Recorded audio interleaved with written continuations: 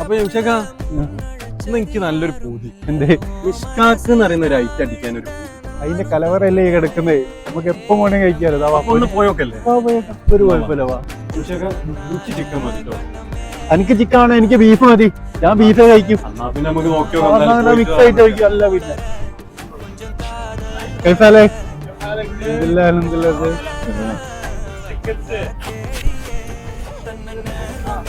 सदी गादा मुफी लहना था لحم غنم هذا هذا سمك هذا أبار هذا برجر مفي أيوة يس ما شاء الله أكل